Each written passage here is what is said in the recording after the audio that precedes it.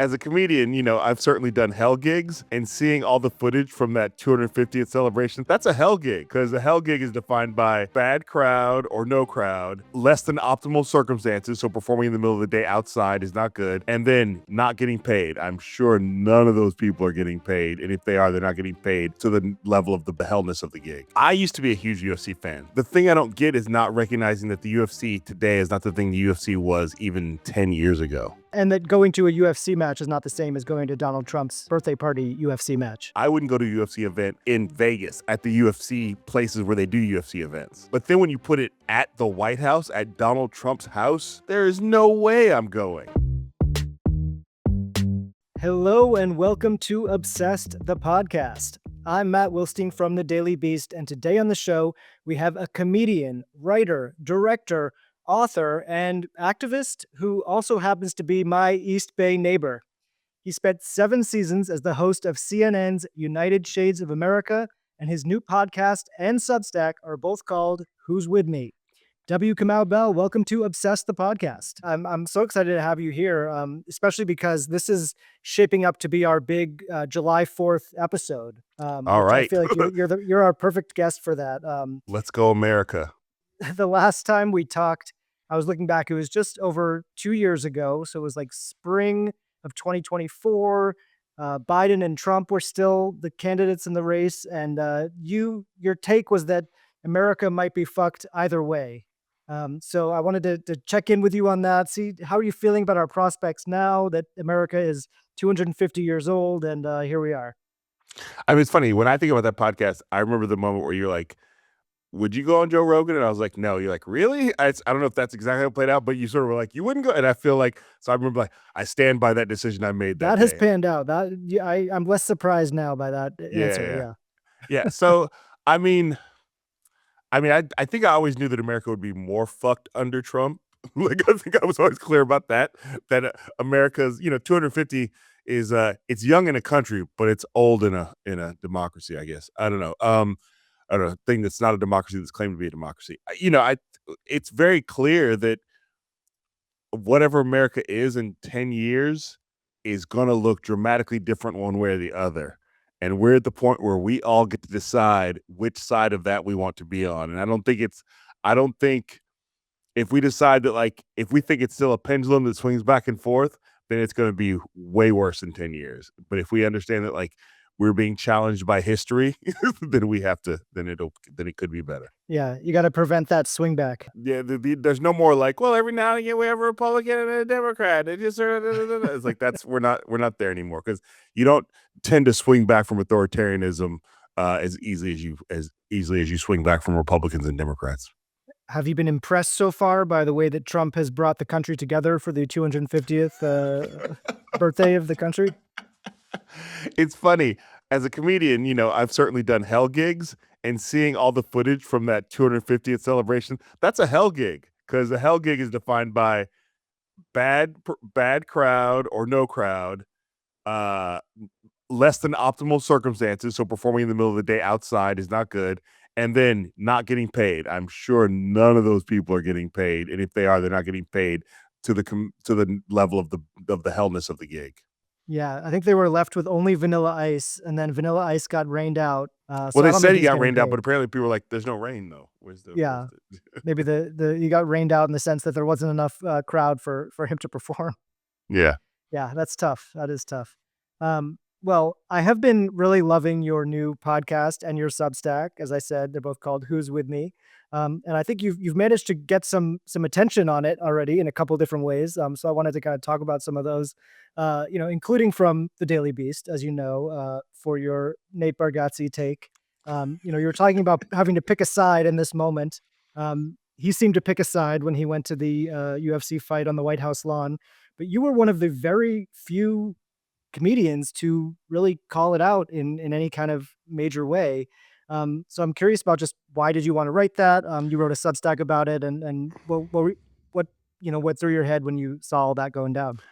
It's funny, I didn't it's at the time, I didn't see myself as doing some sort of, like, act of comedic bravery, which or some sort of, like, I'm gonna we need a comedian because I was seeing comedians I knew on Threads talk about it, Yeah, it's been huge on and Threads. I was seeing a lot of comedians say, "Oh, we always knew Nate was MAGA," and I can't say that, I would not I've met Nate years ago, not in many years, um, certainly and I'll be clear, fan of his work, like, Yeah, like I mean, so am I. yeah, his George Washington SNL sketch is one of the goes in the canon of great SNL sketches. Um, so this is not about him as the work. And when I wrote it, it's funny. Sometimes things stay in the Substack containment, so I don't ever think about is this going to break containment. But this one clearly broke containment. And I really was like, it just so happened. I was because in the thing I wrote, I actually mentioned Joseph Gordon-Levitt. I mentioned Nate, and there was somebody else I mentioned in there.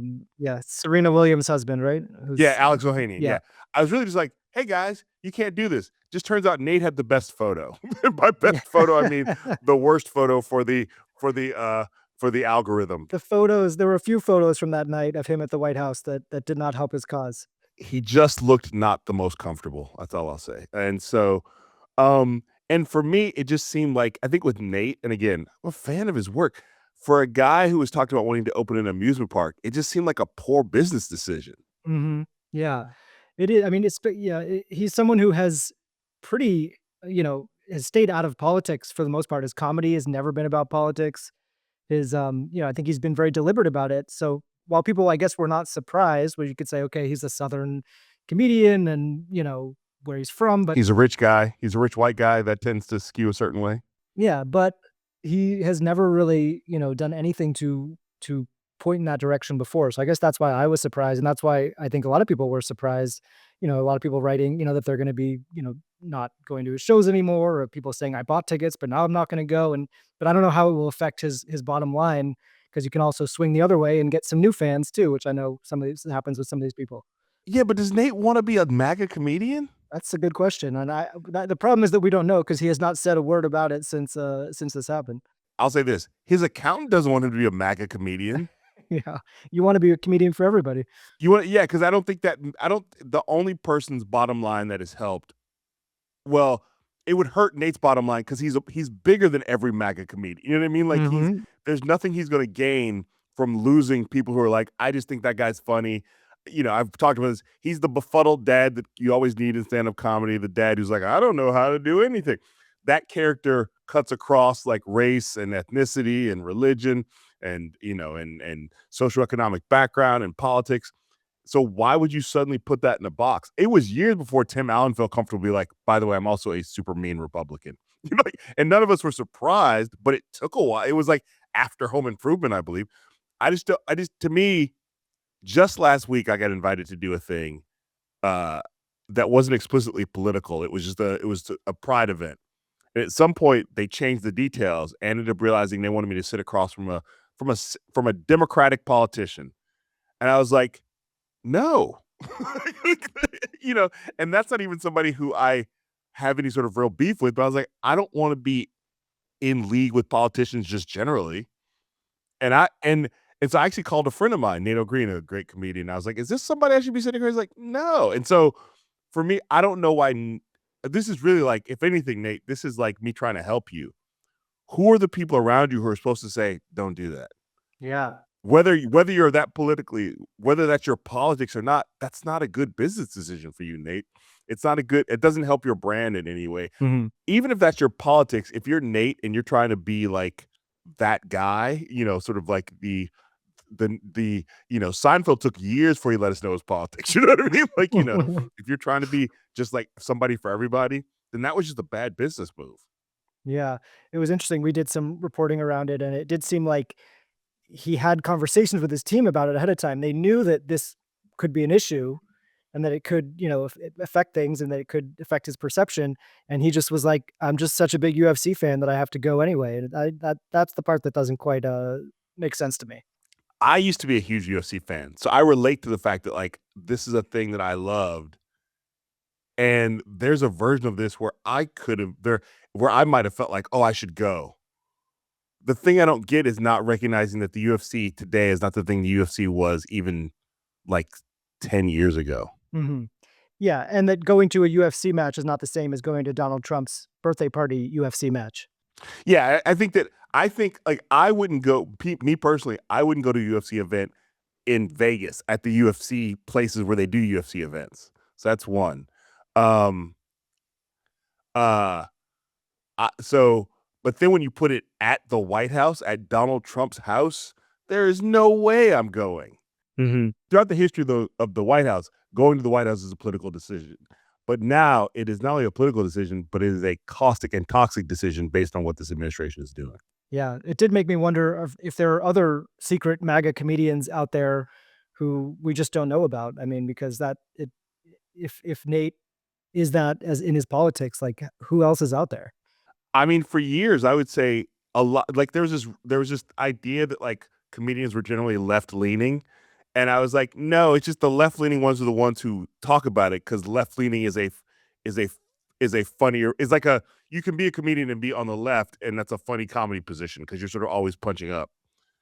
But there are certainly just as many right wing comedians as are left wing comedians. It's just for a long time it wasn't a comedically viable position to say you're a right wing comedian. But that's changing maybe. Yeah, I think it's well, it's it's it's maybe better for branding. I still don't know if commercially viable, but I don't know that well, you know, you know, I have not watched Tony Hinchcliffe's new special, but I'm not hearing great things. I think maybe there's a short term benefit, but I don't know that it lasts for over time. Yeah, I mean, that was what was so interesting too, is that Tony Hinchcliffe and Shane Gillis were also at that fight, but nobody was surprised by that. That didn't get any attention because that's expected at this point. Well, no, I mean Hinchcliffe has basically made himself like a henchman to Donald Trump's Joker. Like, why wouldn't he be there? And I think Shane, we might have gotten more pushback, but after the Kevin Hart roast, I think a lot of people who were sort of borderline Shane Gillis fans are like, "Oh, you're over there now." Yeah, that was another Substack of yours that I really quite enjoyed was the eulogy for roasts. Um, I wanted to share this tidbit with you is that I shared it on my Instagram and I got a little question mark from Jeff Ross who was not thrilled with that piece. I don't think because that's his business. Was it just a question mark? Was that all it No, was? it was kind of a I don't remember exactly what he said, but it was like what's this about? I mean, I the funny thing is like people took that really seriously and got really in their feelings about it. When clearly, if you want to do a roast, do a roast. Like I don't have the power to stop you from doing a roast. Yeah, you're not gonna be stopping it. Yeah, no. And I think people are like, you can't stop the roast. Yeah, I don't think I did you think I really thought I could by writing a Substack? The thing that I think is funny, and I wonder how Jeff feels about this now, that can't have gone the way you wanted it to. Yeah. Like, how because this is my big question about this. Like, so after Tom Brady's roast, Tom Brady went on some podcast somewhere and was like, "Yeah, I wish there hadn't been as many jokes about my kids and my family." Like he regretted the jokes are about his family. So Mhm. that's what he had to do. Kevin Hart had to go do a whole press conference on the Breakfast Club about the roast after the roast. Who's going to want to be on the center of attention for that next year? And I also think it's gonna get smaller and smaller too if they keep going in that direction because the bigger people they ask are gonna be like, "Why would I risk my reputation and my career to do this?" Yeah, I mean, I think it's basically either Dwayne the Rock Johnson or nobody. Like I think he's the only one who might show up because he sort of shows up for everything and maybe knows what he's getting into. But I don't know. Like, can you imagine them going, Tina Fey, do you want to be roasted on the Netflix roast? Yeah. Wanda Sykes, do you want to be roasted on the Netflix roast? Yeah, she talked about how she asked her to do it and she wouldn't do it. Yeah, I don't so but I can if Jeff that's funny. I get if Jeff Ross is questioning it, I just would my question would be like, is that how you want these to go? That the person who is the center of the roast has to go on a press tour afterwards to explain and apologize and to say, let me clear this up. I can't imagine that's how you want it to go. And I remember I interviewed Sarah Silverman back in the day on Totally Biased years ago, and she said that after the roast she was on one year, she's like, I was in bed for 3 days afterwards because it is by its nature a brutal thing, but now the brutal is so international and it's not even about friends doing it anymore. I, I don't know how this is sustainable as an event if it's going to be a thing where everybody who's at the center of it has to then go on an explanation tour afterwards. I don't know if you saw what Trevor Noah said about it recently, but he had a quote that I thought really summed it up. The problem with the roast was he said, "quote The black comedians told jokes about the people who were there, but the white comedians told jokes about black people." I'm wondering if that resonates with you. No, that's exactly it. And I wrote this in the Substack that like this has been the history of the tradition of the roast since the days of the Friars Club, and this is it, or since those roasts they used to broadcast on TV, the Dean Martin roasts. Every black celebrity if was being made fun of about all the stereotypes about black people, not necessarily about. And whereas the white celebrities, it's about them as individuals and what they and the space they take up in the world, and so that's the way it's always been. But at least it was still people who were in community together, and that's what's happened now. Is like these people are not necessarily even like you could tell the difference between a comic on the Kevin Hart roast who was like, I'm friends with Kevin and I do want to roast him a little bit, but I actually want to express my love for him, like Naeem or Regina or like Regina Hall or even Tiana Taylor. Like you could tell these people are like, I'm going to make fun of you, but I love you. Whereas like there was so many of those was like, there's no love here. Yeah, the whole roast thing kind of relates to this other big moment from your podcast that I wanted to talk to you about, which is this Ted Danson episode that you put out, which I thought was just really incredible conversation that you had. I think I reached out to you after and said how much I enjoyed it.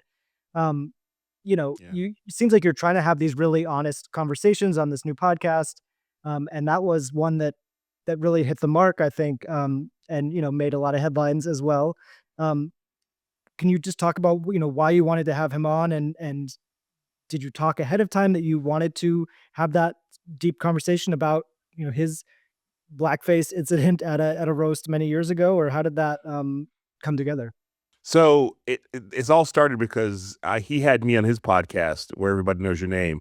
I got like a reach out from a publicist or a booker saying Ted would like to have you on his podcast, and I've been a fan of Ted Danson since the Cheers days, and even through the roast and through the Good Place, and so I was happy to do his podcast, knowing everything I know about Ted Danson. And as he mentioned on my podcast, there's a moment where I sort of like basically alluded to like I've seen you be a white guy who knows who can admit when he's wrong, and he sort of looked at me like are you like without saying anything? Are you talking about the blackface? And I looked back at him like, yeah, I'm talking about the blackface, and we didn't talk about it. So I s- I came to understand that I think when Ted got there that day for the podcast he did with me, I asked him, as I sort of asked people, like, is there anything you don't want to talk about? Because I'm not trying to. I want a good conversation. I would like a deep conversation, but I'm not trying to nail you on anything that you're like. I really don't want to deal with that. So it's. And so I asked him, is there anything you don't want to talk about? And he was like, "No, we can go wherever you want to go." And I believe, and he said this later, that he showed up going like, "I think I'm going to talk about this today." And he was sort of in some sense like waiting for me to bring it up. But when I brought it up, I had no idea how deep he was going to go into it. I was really just trying to be like, "Hey, I can't sit up across you and talk to you without bringing this thing up." But he talked about his relationship with Heather McGhee, who's anti-rape, the author of The Sum of Us, and how it sounds like she told him at some point, you need to really come correct on this eventually. And so I think, as he said on the podcast, he felt like if there was a space he could do it and feel like he wasn't going to be, unduly like beaten up for it or just, that I was going to be able to handle it. And so that's what happened. But it certainly was not a thing I thought we would spend, I don't know, all that time talking about. But once we got into it, I could tell like, oh, he needs to do this. So I'm going to let him cook. And then I felt like my big thing was like, once he's done, I need to make sure I get him out of here in a way that he's not completely broken down by this podcast. Yeah. Did you hear from him at all since? Did he feel okay about the way that it did kind of go far and wide afterwards? Yeah, so I would say this. So like we recorded that weeks before it came out because I've been recording a bunch of podcasts. So we had been in touch even before it came out. He's like, because she would like he would like I would text him and be like, hey, how you doing? He's like, I'm feeling he's like saying he was feeling good about it, and that he was glad he had the conversation. I'd let him know it's coming out. I'd let him know when it was coming out so he could be prepared for it. Uh and then it came out and sort of very quickly it sort of like I saw it like start to make some waves on social media, once I saw TMZ got it. And I was very key, like the clip we put up from the podcast is us about to have the conversation because I didn't want to put up a clip that was like that sort of distilled it to 2 minutes and then you thought that was the conversation because I thought this is easily going to be weaponized against him if we do this wrong. So I put up a clip that was clearly us about to talk about the conversation. Um, and then when it came out and started going around, I reached out and said, "How are you doing?" And Ted, as he said on the podcast, is not online, but he said he had heard from people. He said his daughter had listened to it and she liked it, and apparently she didn't even know that it was happening until social media told her about it. And so I think she said he said that she was nervous listening to it, but she liked it. And then he said his publicist, who was the same publicist he had back in the day, listened to it and she liked it. And I think at that point he felt like mission accomplished. Like my publicist liked it and my daughter liked it. So I think it really, and like he said, he's not on social media. And I told him, I was like, look, man, overwhelmingly people are being nice about it. I was like, even TMZ is being nice about it. So I said, I think it shows that people do love you and appreciate the fact that you finally did this. And then, of course, one of the people who was shitty about it was, of course, Megyn Kelly, Oh, yeah. which again is like mission accomplished. Famous blackface proponent Megyn Kelly was not a fan of the conversation. Yeah, no, it felt like when she talked about it, it felt like you feel sad that nobody wants to talk to you. That felt like nobody's ever come to talk to me about my black. Like it felt like it sounded like, oh, you don't have friends, is what you're saying. That's what this is about. Nobody's ever forgiven me for anything. But yeah, I mean, so I after it came out, I reached out to him, and he was so yeah, he was in the best way possible, knew that it was going to possibly kick up some dirt, but also in the best way possible, wasn't online all day looking for the dirt. And so I just checked in with him, let him know that like it's not that it the people who the outlets you respect are not being that dirty about it. I don't think you have that much in common with Megyn Kelly, but one thing that did occur to me is that you both used to work at cable news channels and have now kind of gone off on your own.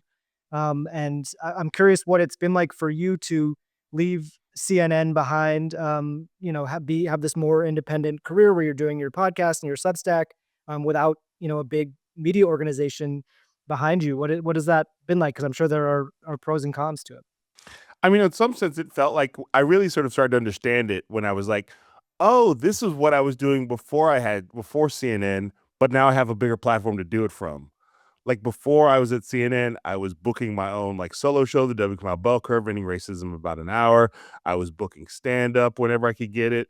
I had a blog on my website. So like this is, I was also supporting other friends' projects and doing things with other people. So at some point I realized, oh, this is just that again, but it's actually easier than it was when I did it 15 years ago. And that actually gave me a little bit of like, okay, I can do this. I didn't have so many children and I wasn't married and wasn't taking care of my mom. Well, I was always taking care of my mom, but like it just was like it sort of helped me go, oh, you can do this. You've done this before, and it's going to be easier now than it was 15 years ago.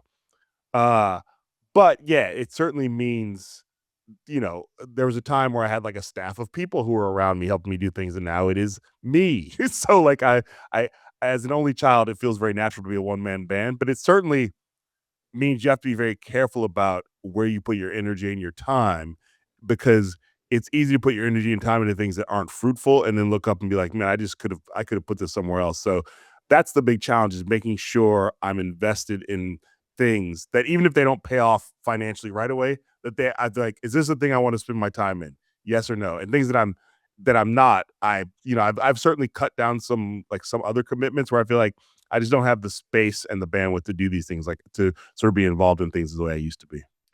I'm also curious, as someone who's spent so much time at CNN, how you're feeling about that company now that it's sort of on the verge of becoming something very different potentially. It's looking like with the merger that Barry Weiss could end up running CNN in addition to CBS News. I think we've already seen people like Kara Swisher and Anderson Cooper say that they are not interested in working for her. So I don't know how it's all going to shake out, but what's your take on that as a former CNN person?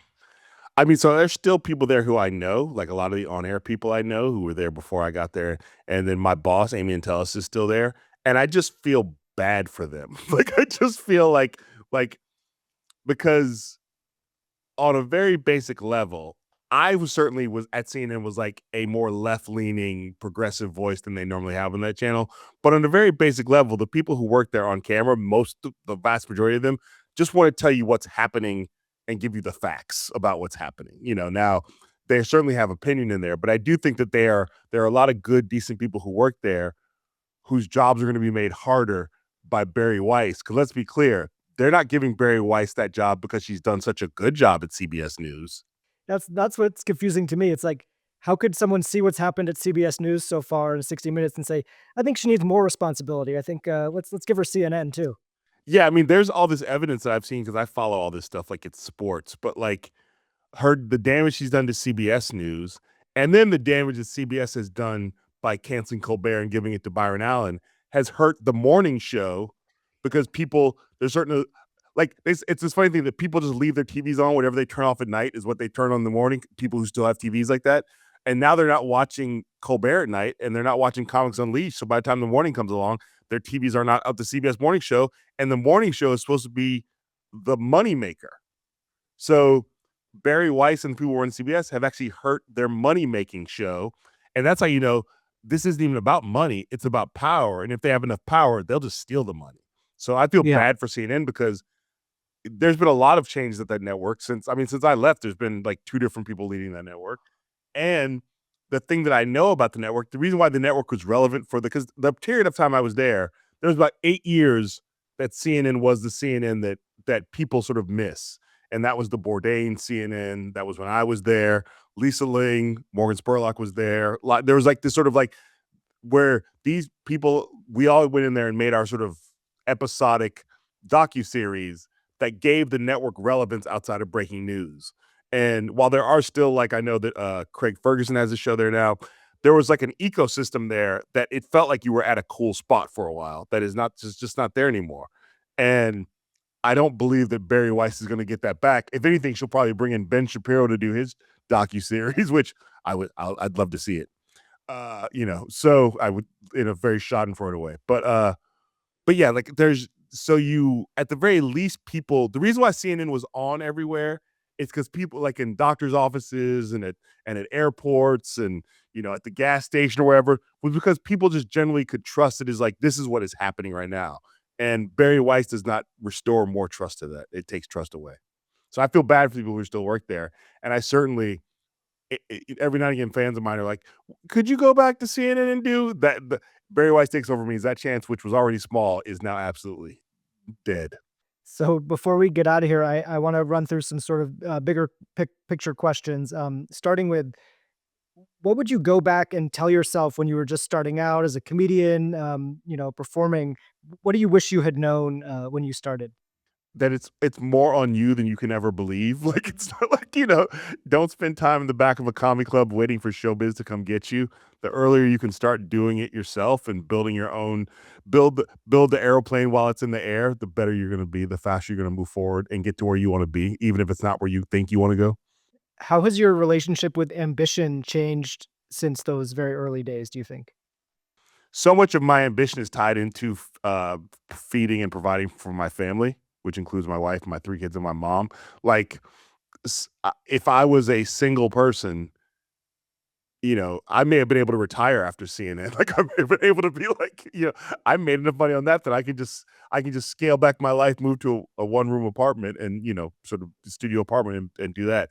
But so much of my bigger visions I always want to make sure that I'm doing things that I want to do, that I'm taking money for things I'm really excited about, or at least that I can sort of justify.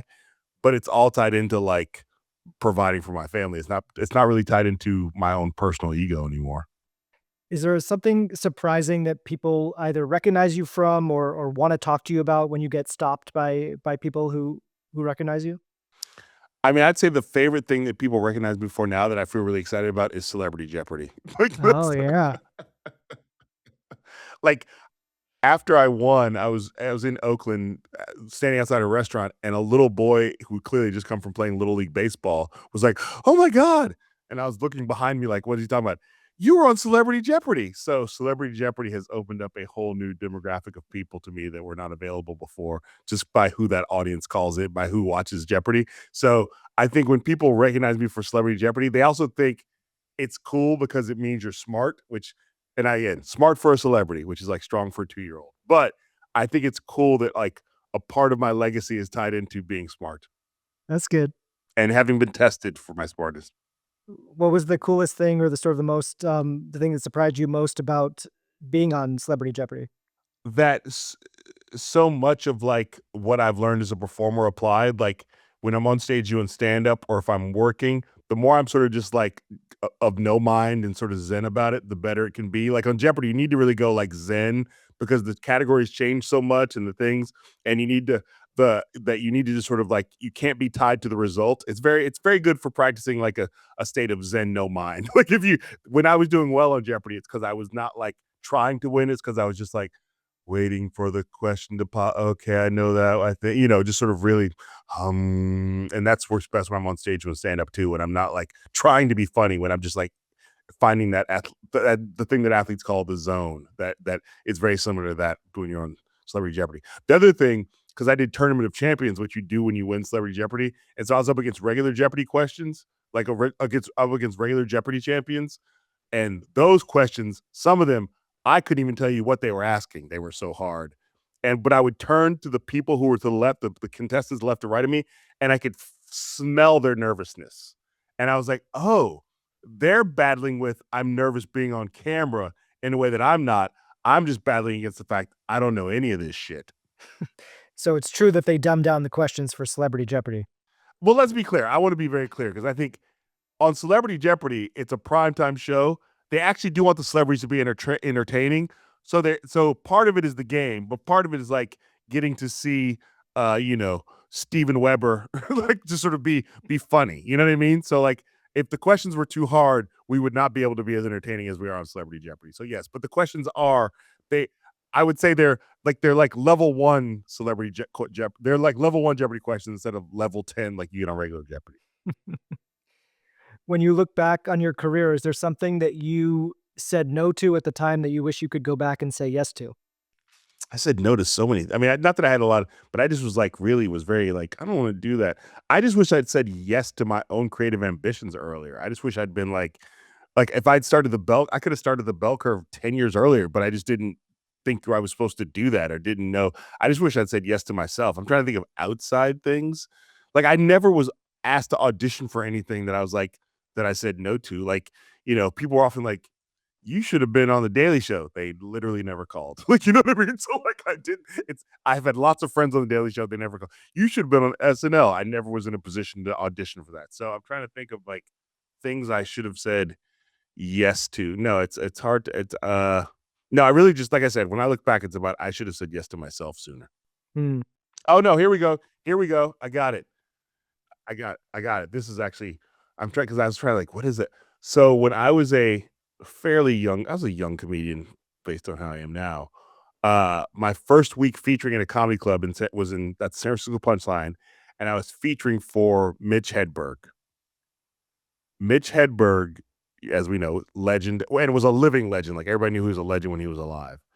And at the end of the week, he was like, "Man, I really enjoyed your stuff. Here's my number. Give me a call. We can go on the road and do stuff together." And I was too afraid to call Mitch Hedberg. Ooh, yeah, that's tough. That would just been a good life experience. Yeah, no, I just was like, he does, and this is also before cell phones. So for some reason, I was like, I'm gonna call his house, and leave a voicemail. I don't know, just felt like leave an answering machine message. I just felt weird when I shouldn't have felt weird. Mitch Hedberg told me to call him.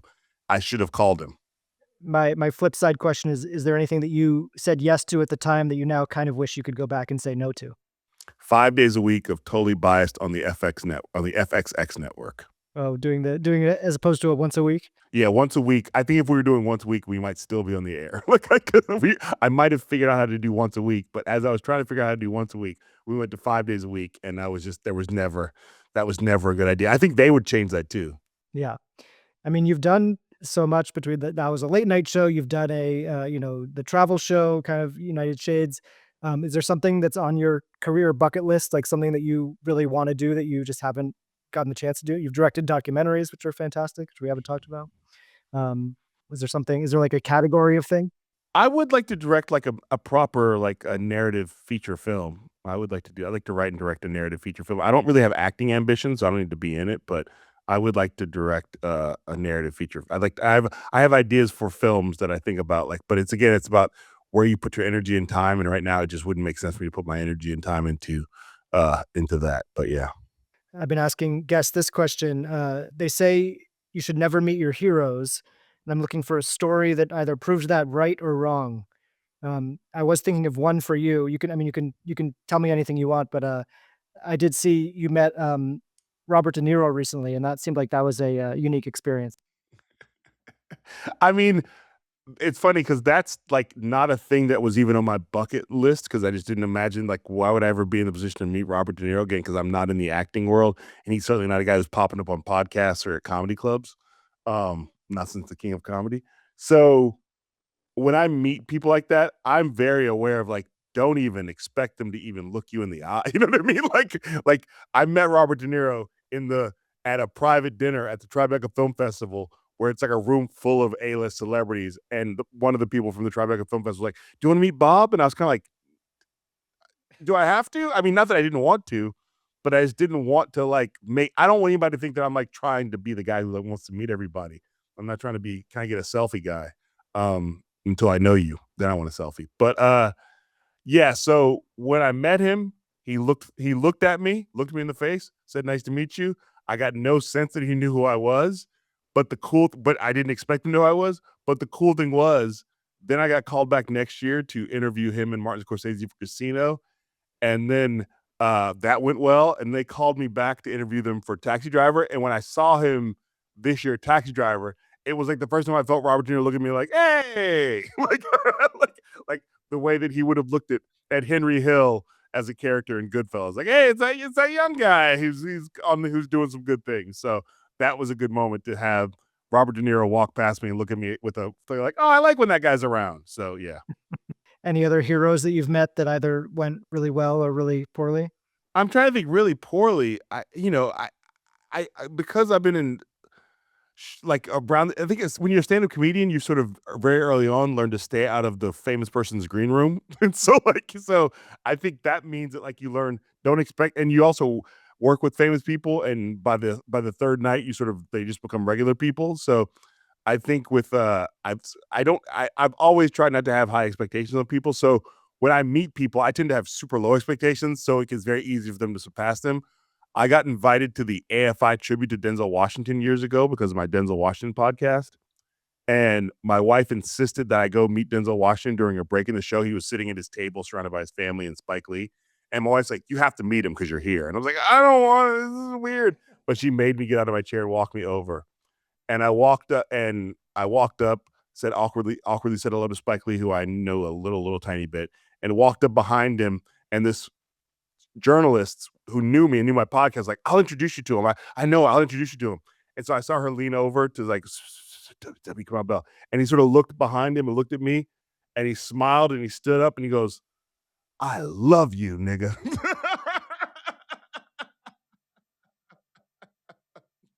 Or no, he said my nigger like from Training Day. That's what he said. And and he said he loved me. I think he just this is when United Shades was on. And I think it was him uh not knowing me from my Denzel podcast, but knowing me because of United Shades. And it sort of reminds you that that stretch I had on United Shades, that show sort of got everywhere. And if you turn past seeing it, somewhere you're going to see my face, and my face was different than everybody else's face. And so if you were a person who liked faces different than the regular CNN face, then I would pull you in. And so he was a fan of mine from United Shades and was asking me, like, "What are you up to next? Where are you going to do next?" And I remember just being like, not being able to probably tell Denzel Washington what I was up to next because I was like, I felt very much meeting him was I felt the same way meeting him that in the scene in Malcolm X when he meets Elijah Muhammad, he just sort of walks to the stairs and has one tear going down his cheek. That's how felt meeting Denzel Washington. So again, we're not the best of friends. I don't summer with him. I keep my expectations low. I don't need any more from him than that. So yeah, I think by keeping my expectations low, none of my heroes have disappointed me. Well, it's nice to know that he's a fan of yours. You can check out new episodes of Kamau's Who's With Me podcast on YouTube or wherever you listen to podcasts. You can find his Substack at wkamaubell.substack.com. Kamau, thanks for doing this. Thank you. All right. I want to thank W. Kamau Bell again for that incredible conversation. I highly recommend you check out his podcast, Who's With Me, on YouTube, where you can also watch this podcast at the Obsessed channel. Please subscribe, leave us comments, leave us likes, let us know what you think of the show. We want to hear from you. You can also listen to this podcast on Apple Podcasts, Spotify, or wherever you listen to podcasts, and leave us a rating and review there as well. Thank you so much to our producer, Rachel Passer. Have a great 4th of July, and we'll be back with an all-new episode of Obsessed the Podcast very soon.